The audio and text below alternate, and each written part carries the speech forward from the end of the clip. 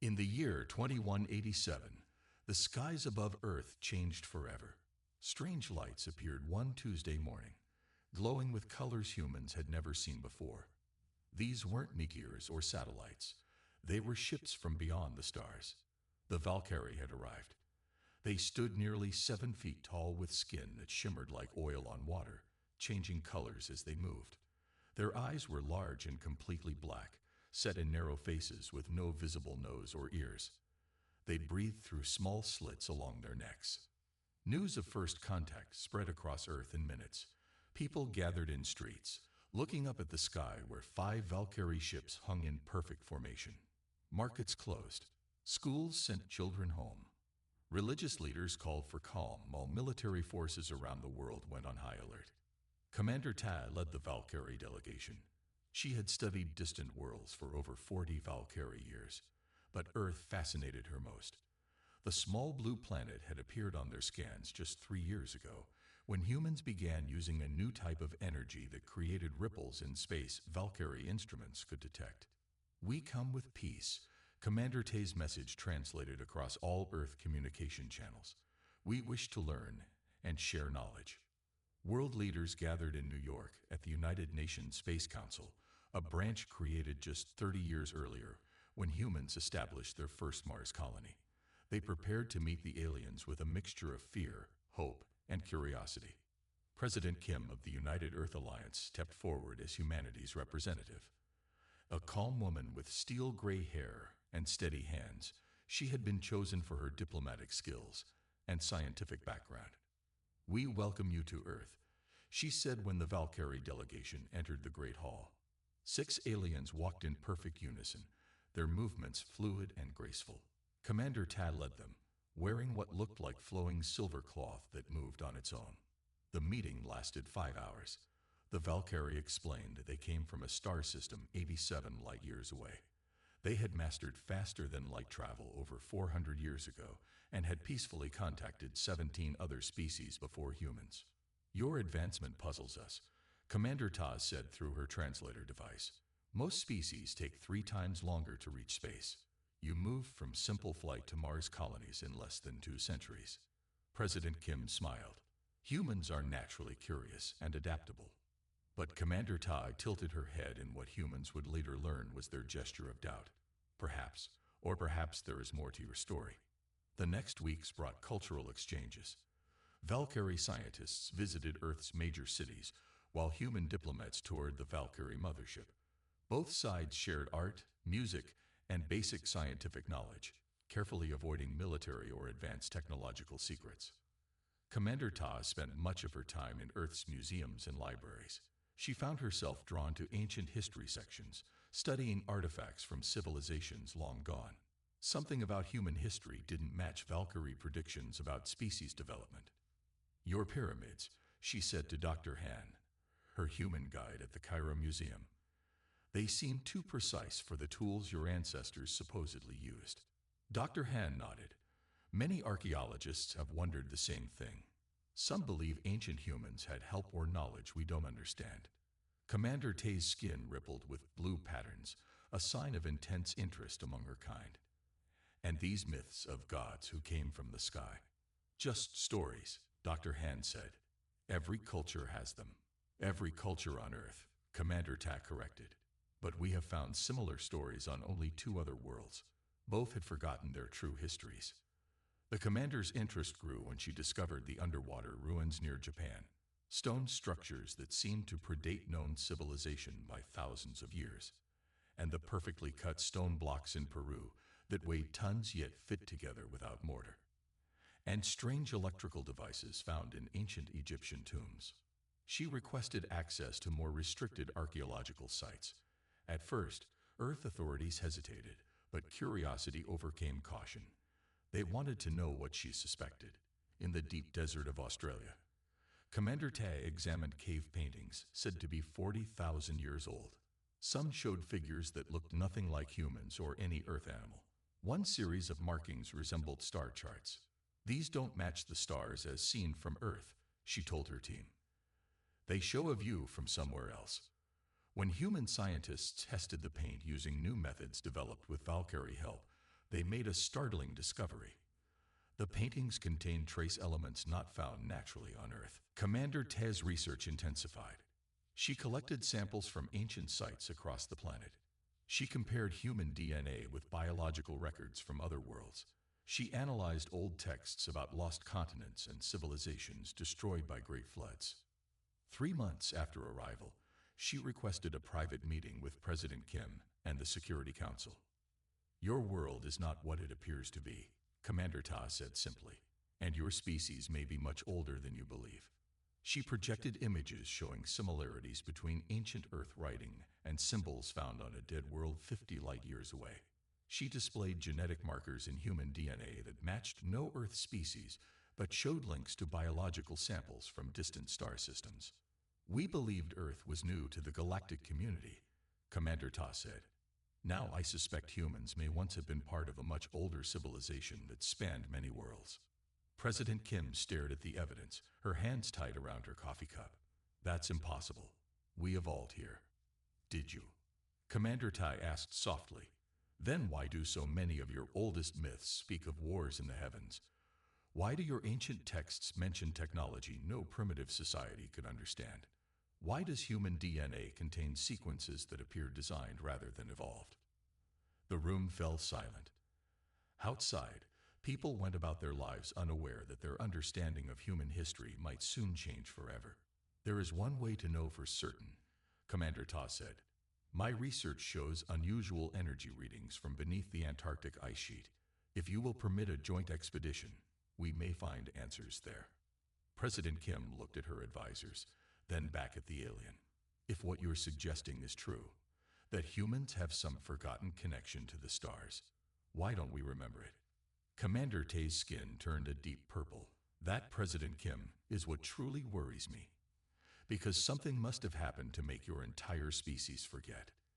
2 days later, as scientists prepared for the Antarctic expedition, Commander Ta received a transmission from the Valkyrie homeworld.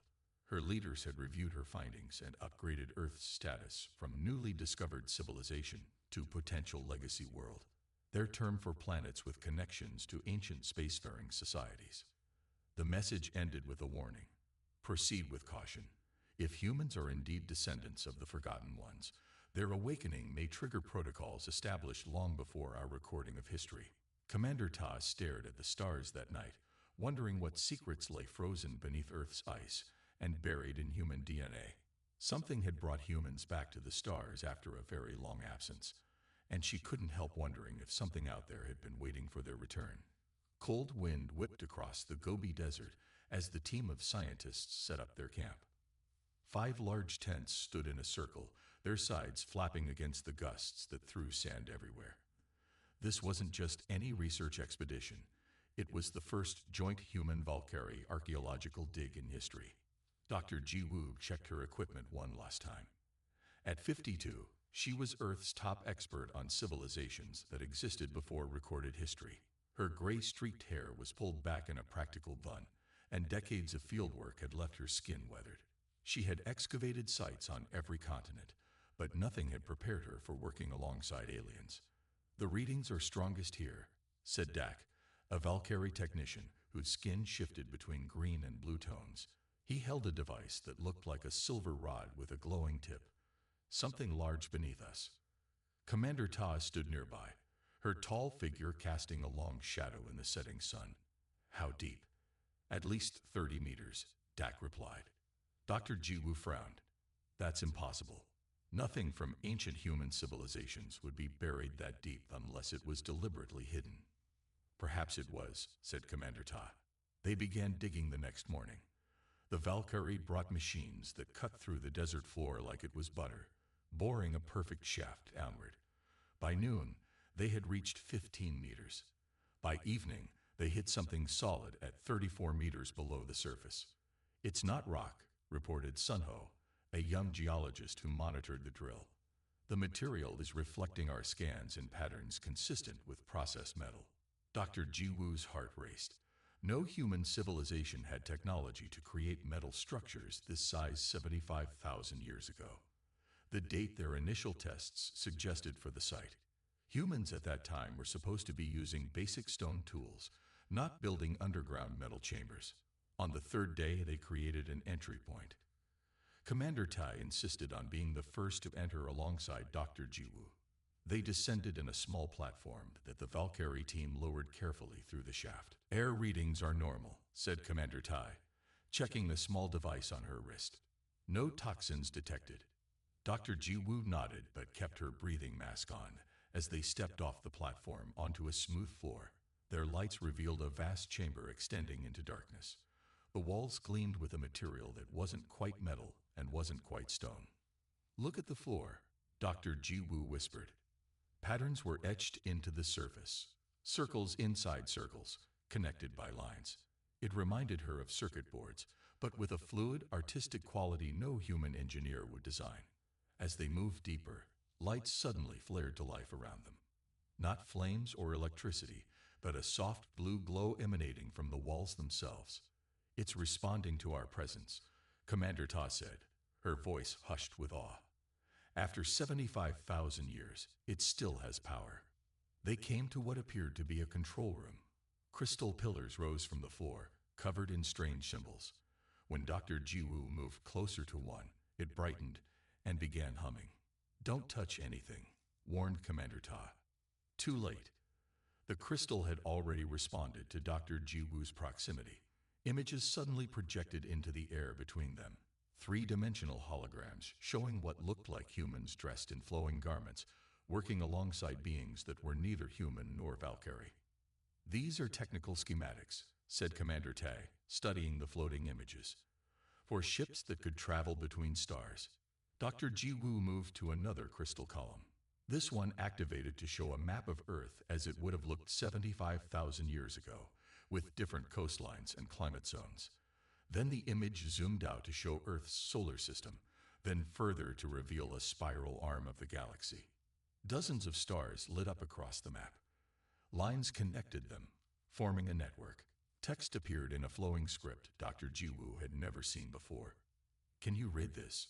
She asked. Commander Tay's skin had turned a pale white, a sign of shock among her kind. Some of it.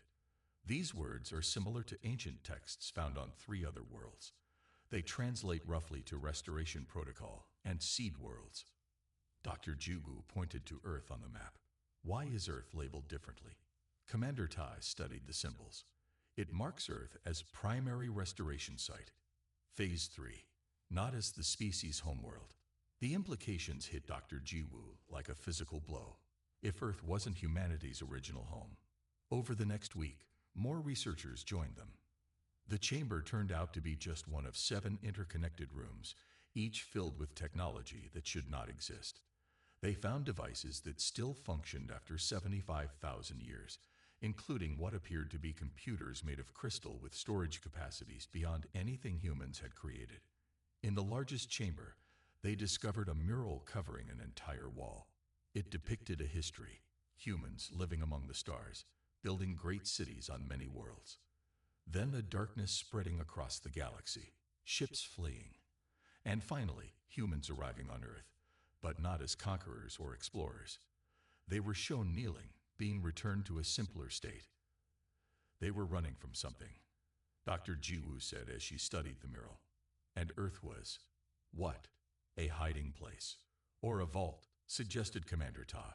A place to preserve your species while something terrible passed. News of the discovery spread despite government attempts to control information.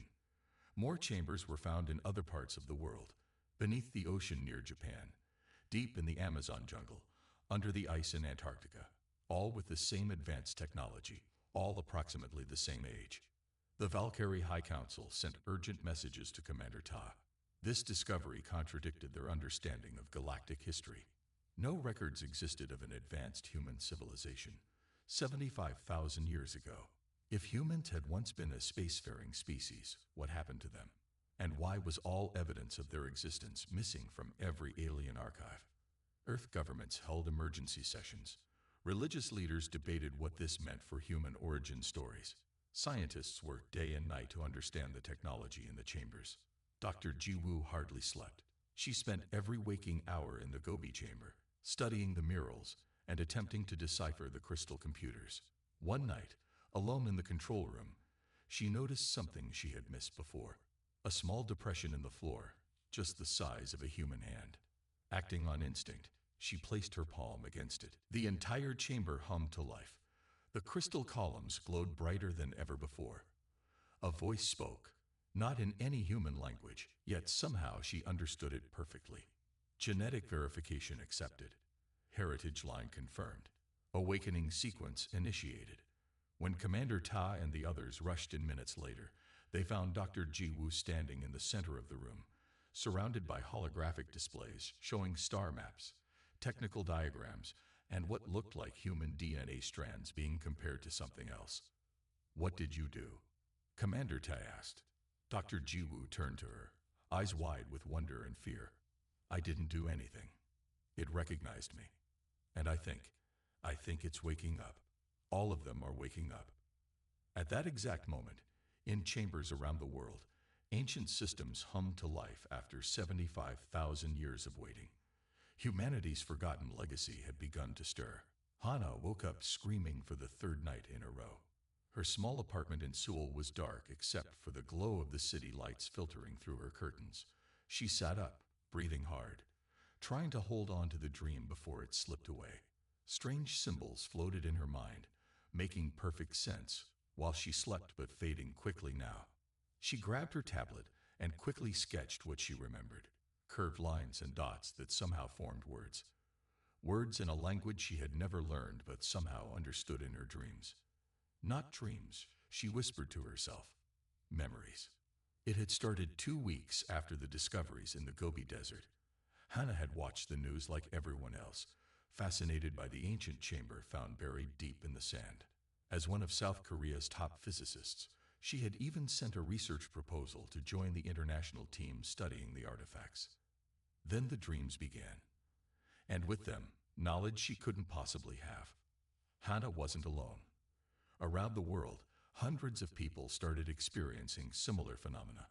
A farmer in Brazil who suddenly could read the symbols found in an Amazon chamber. A high school teacher in Egypt who dreamed of building star engines. A child in Finland who drew detailed schematics for devices no one understood. They called themselves memory keepers, though no one knew who first used the term. Something inside them had awakened, triggered by the activation of the ancient sites. When Hana finally received permission to visit the Antarctic facility, she felt like she was coming home.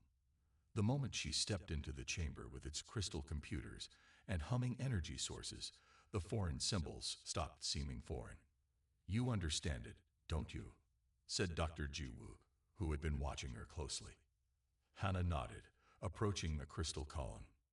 This section describes energy conversion from quantum vacuum states. This part talks about navigation through.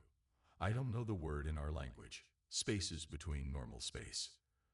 Dr. Jiwoo exchanged glances with Commander Tai, who stood nearby. "How is this possible?" the doctor asked. "I think." Hana placed her hand on the crystal, which brightened at her touch. "I think it's in my genes, in all our genes. Some of us just have more of whatever they put there." "They?" Commander Tai asked. "Our ancestors," Hana said simply, "the ones who came before." Within days, the world governments created a special program gathering memory keepers from across the globe. 57 people from different countries, cultures, and backgrounds who all shared one thing. They could understand and interact with the ancient technology in ways no one else could. Hana quickly emerged as the strongest conduit. When she interfaced with the crystal systems, she could access deeper layers of information than the others. Through her, the first translations of the ancient language became possible. Commander Todd worked closely with her, often spending entire days in the Antarctic facility as Hana unraveled the secrets stored in the crystal matrices. Other Valkyrie observed with growing concern. "The human is accessing military technology," warned Kel, a Valkyrie security officer assigned to the project. "Technology far beyond what their current civilization should possess." "They're not acquiring it," Commander Tay argued. "They're remembering it." "There's a difference." "Is there?" Kel's skin flashed red patterns, a sign of danger in Valkyrie communication. If they gain access to planet killer weapons or dimensional manipulation, Does it matter whether they built it or merely remembered how to build it? But Commander Ta had grown to respect the humans, especially Hana. She watched as the young physicist stood before the United Nations, explaining what she had learned from communing with the crystal archives. Earth is not our first home, Hana told the assembled world leaders, her voice steady despite the weight of her words. Approximately 100,000 years ago, humans lived across many star systems. We were an advanced civilization with technology that could bend the laws of physics as we understand them today. Murmurs spread through the assembly as translators relayed her words in dozens of languages.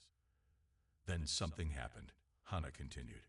The archives call it the Void Cascade, a wave of destruction moving through the galaxy, consuming everything it touched. Not a natural phenomenon, but something created, perhaps as a weapon that escaped control.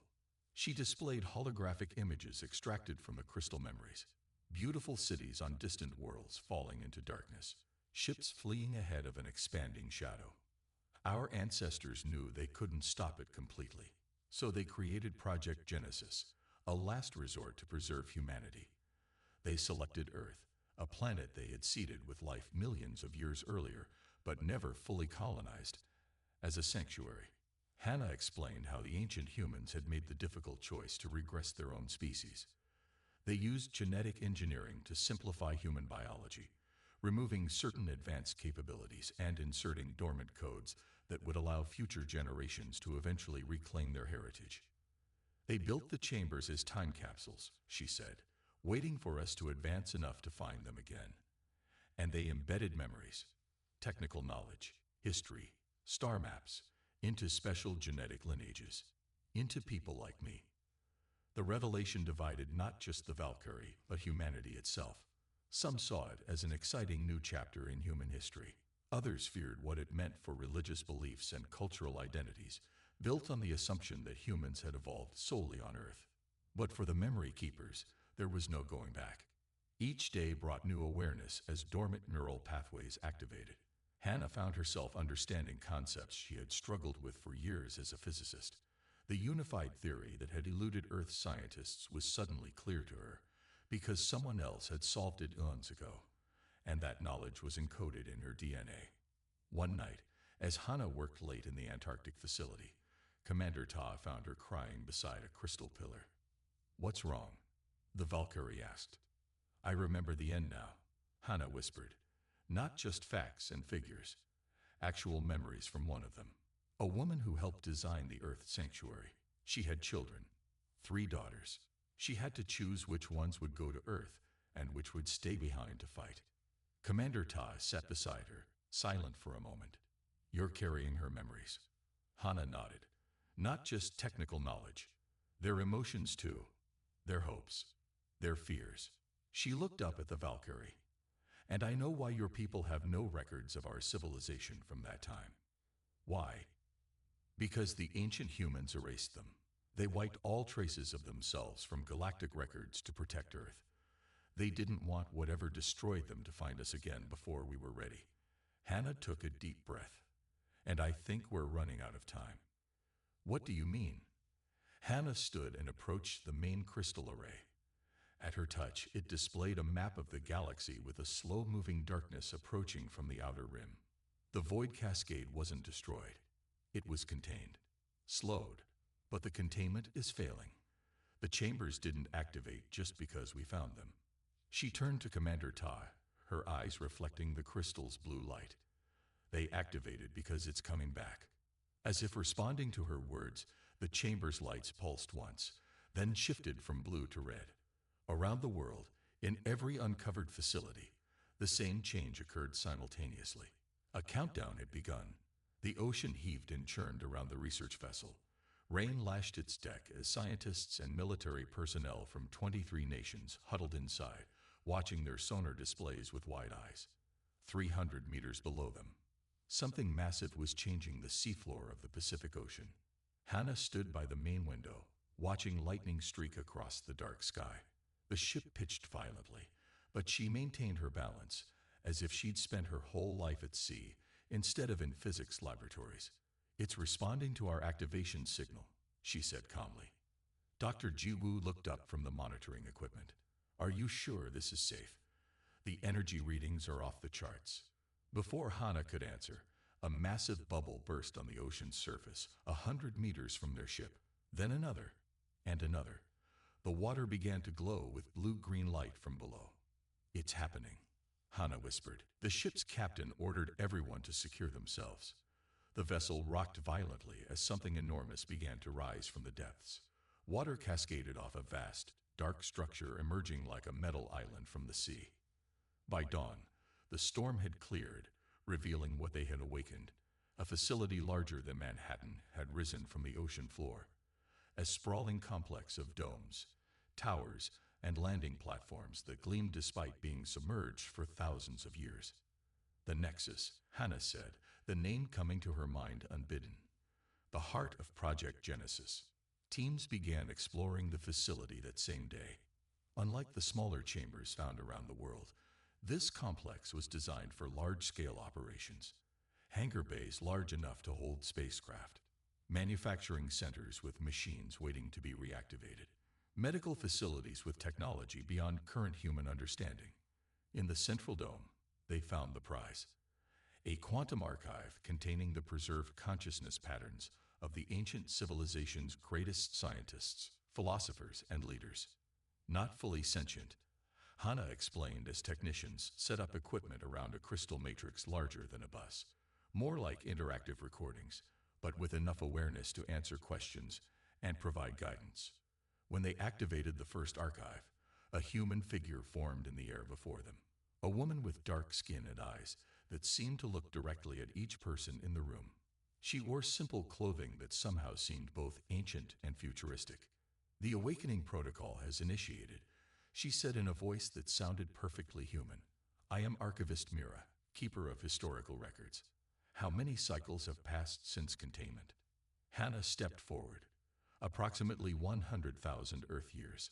The figure's expression showed concern. Earlier than expected. The cascade must be accelerating its expansion. Her gaze fixed on Hannah. You carry the memory lineage. Good. That will save time. Over the next days, more archives activated. The ancient humans spoke to their descendants, sharing knowledge that had been lost for millennia. They explained how the Void Cascade had begun as a weapons experiment in a distant part of the galaxy, creating a tear in reality that expanded, consuming everything it touched. We couldn't destroy it, explained the archive of a scientist named Jun, whose consciousness had specialized in dimensional physics. But we could contain it, slow its expansion using quantum boundary fields. The ancient humans had sacrificed most of their civilization to create those fields, using the energy of entire stars to power the containment system. Those who remained retreated to Earth, deliberately removing their advanced technology and altering their own biology to become simpler beings. We knew that keeping technology would draw attention, Archivist Mira explained, and attention would eventually bring the cascade. So we hid ourselves in plain sight, as a primitive species slowly evolving on a seemingly unremarkable world. While Earth governments worked with the memory keepers to understand this legacy, tension with the Valkyrie grew. Most of Commander Taz's team supported the humans, fascinated by this rediscovery of a lost civilization. But messages from their homeworld became increasingly hostile. One night, as Hannah worked with the quantum archives in the Pacific facility, an urgent alert sounded throughout the complex. Security systems showed a Valkyrie shuttle approaching rapidly, evading Earth's detection systems. Guards took positions, weapons ready, but only one figure stepped from the shuttle when it landed. Commander Ta, her skin cycling through patterns of distress. You need to activate your defenses, she said without greeting. A Valkyrie battle fleet has entered your solar system. They will reach Earth in 3 days. Inside the command center, Commander Tad revealed the truth. The Valkyrie High Council has known about human history for centuries. Fragments of your past civilization have been found on dozens of worlds, but the information was classified at the highest level. Why? Asked Dr. Jiwoo. Because your ancestors were much more advanced than ours. Commander Tay's skin darkened to a deep blue of shame. When they disappeared, many rising species, including Valkyrie, recovered and reverse-engineered human technology. Much of what we consider our greatest achievements came from studying the ruins of your civilization. Hana nodded slowly. And now, they fear we'll reclaim what was ours and remember they took it. It's more than that. Commander Ta projected an image from her personal device, a star map showing a dark zone expanding slowly at the edge of the galaxy. The Council knows about the Void Cascade. They've been monitoring it for generations, watching the containment fields weaken. They hoped to find a solution before it became a threat. And now, asked a general from the Earth Defense Force. Now they believe your reawakening will accelerate the Cascade's expansion. There's an old Valkyrie prophecy about the returners who bring the Great Darkness. The Council believes that means you. World leaders gathered in emergency session. Some wanted to surrender the ancient facilities to the Valkyrie. Others argued for attempting diplomatic solutions, but Hana and the Memory Keepers knew there wasn't time for either approach. The ancient defenses are still here, Hana told them. The Nexus can protect Earth, but we need to activate all the systems worldwide simultaneously. In the Pacific facility, Hana led 50 Memory Keepers in connecting with the quantum archives. Together, they accessed knowledge that had waited millennia to be rediscovered. The consciousness imprints guided them through activation sequences for technologies beyond current human understanding. Deep beneath the ocean floor, massive generators hummed to life. Similar activations occurred at facilities across the planet. Power systems that drew energy from subspace dimensions. Defense networks that could detect and track objects light years away. In the Antarctic chamber, Dr. Jiwoo watched in awe as dormant systems awakened, sending pillars of blue energy shooting into the sky. The same phenomenon appeared at every ancient site. Beams of light connecting to form a network around the planet. On the third day, the Valkyrie fleet appeared in Earth orbit, 15 warships in attack formation. Their commander transmitted a simple message: surrender all ancient technology or face planetary bombardment. Earth made no response. Instead, as the Valkyrie ships moved into firing position, the energy network surrounding the planet pulsed once, creating a shimmering barrier in the upper atmosphere. The lead Valkyrie ship fired its main weapon, a stream of accelerated particles designed to penetrate planetary defenses. It struck the barrier and dissipated harmlessly, like water hitting glass. In the Pacific Nexus, Hana stood surrounded by holographic displays showing the Valkyrie fleet. Her eyes, now glowing slightly with an inner blue light, a side effect of deep connection with the ancient systems, watched calmly as humanity's forgotten legacy protected their world once more. Tell them we're ready to talk, she said. But first, they need to understand something. The message transmitted to the Valkyrie fleet was simple. Earth is awakening. We remember what we once were. And we remember what we fought against. You can help us or leave, but you cannot stop what has already begun. The meeting took place in neutral space, a floating platform created by human technology that hovered exactly halfway between Earth's defense shield and the Valkyrie fleet. The structure was simple, a round table with 12 chairs, 6 for humans and 6 for Valkyrie. No weapons were allowed, though both sides had their ships watching closely. Admiral Jun led the human delegation. At 63, he had spent his life in Earth's combined naval forces before being chosen to represent humanity in this historic moment. Beside him sat Hana, whose connection to the ancient knowledge made her presence essential. Dr. Jiwoo came as the scientific expert, along with 3 world leaders. The Valkyrie delegation was led by Fleet Commander Rin, a veteran officer whose skin remained the steady gray of formal diplomatic occasions. He brought 2 military advisors, 2 scientists, and Commander Tai, who sat awkwardly between the 2 groups. We recognize the sovereignty of Earth and the right of humans to reclaim their heritage. Fleet Commander Rin began, his words carefully measured. The Valkyrie High Council wishes to establish peaceful relations with humanity as you rejoin the galactic community. Admiral Jun nodded slightly. That's quite different from your original intention to bombard our planet. New information has come to light. Fleet Commander Rin said, our historians have confirmed what Commander Ta discovered. Humanity was not just another civilization. You were the first builders, the ones who established the original Galactic Alliance before the Void Cascade. Hannah leaned forward. You know about the Void Cascade. All spacefaring races know of it, though most believe it to be ancient history or myth. The fleet commander's skin rippled with blue patterns. My people have monitored the containment zone for generations. The barriers are weakening faster than predicted. We have perhaps 30 Earth years before complete failure. The negotiations lasted 3 days. The Valkyries shared their knowledge of the current galactic political landscape. Dozens of civilizations spread across thousands of star systems, forming a loose alliance called the Concord. Some were old and advanced, others newly emerged into space. None knew the full truth about humanity's past.